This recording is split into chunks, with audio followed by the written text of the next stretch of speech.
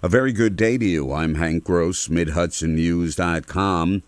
It's Tuesday, February 15th. The news today brought to you by the Galleria at Crystal Run.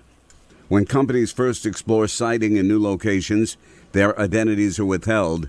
Two such businesses have their eyes on Orange County. One business, dubbed Project Emporium, is looking at a 200-acre parcel to build 1 million square feet of space. Orange County Partnership President Maureen Hallahan told the county legislature's Economic Development Committee on Monday. They claim to have 100 high-paying jobs, and it's going to be about $800 million in capital investment. That lead came to us through the state of New York, so I do not know the name of the company. Project Scroll, also another new lead. The company is already located in New York State but wants to expand in Orange County. It's a solar cell company, uses unique manufacturing process to produce low-cost, high-efficiency solar modules. Hallahan expects there will be more green energy projects coming down the pike. There are a lot of opportunities for us in that space, she said. Hundreds of Newburgh City residents will be asked to participate in a study to look at the impacts of the chemical PFAS in drinking water. City Manager Todd Venning told the City Council Monday night that Newburgh will be part of a broad analysis. The City of Newburgh has been selected as part of the first multi-site PFAS health study to look at relationships between PFAS and drinking water and certain health outcomes in multiple communities nationwide. About 500 adults and 150 children will be selected from Newburgh at random to join the study. Some 7 years ago, the PFAS class of chemicals were discovered in the city's drinking water, Washington Lake, and that supply has been shut off since then, with the New York City Aqueduct providing water to Newburgh.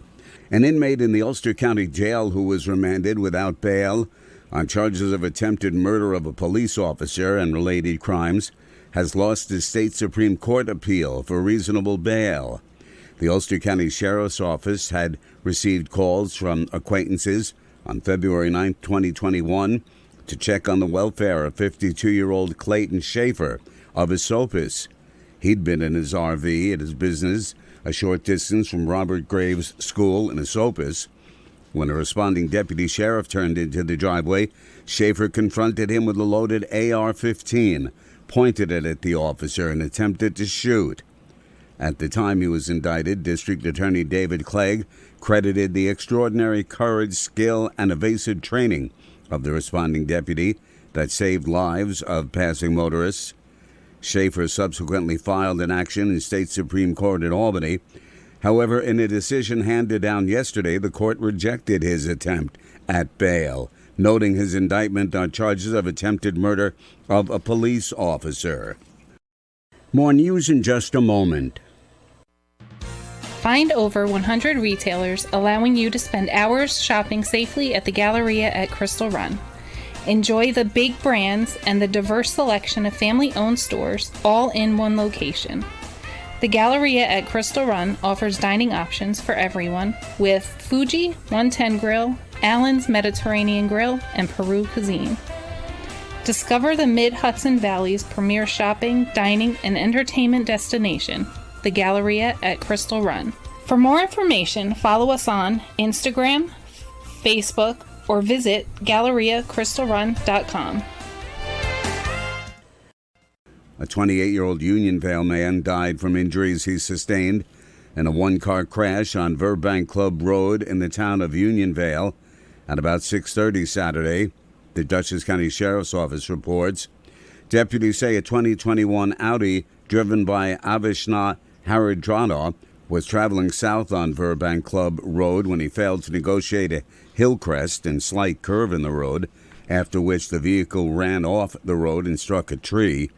He was transported to the hospital where he died. The cause of the crash remains under investigation, but unsafe speed is thought to be a primary factor.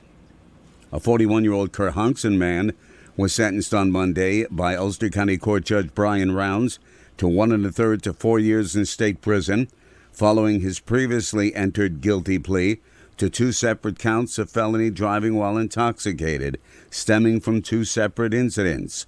Mario Henderson was arrested on August 16, 2020, and charged with felony DWI for having 2 prior convictions within 10 years. He was released and remained at liberty until he was arrested again on October 20th, 2020, after crashing a vehicle. When police arrived at the scene, he became violent and began to punch, kick, and headbutt a deputy sheriff. Blood results in that case came back at .25 blood alcohol content. His criminal history consists of 5 prior felony convictions and 4 prior DWI convictions since 2014. A 32-year-old Monticello man pled guilty before Orange County Court Judge Craig Stephen Brown on Monday to charges of criminal possession of a controlled substance and criminal possession of a weapon.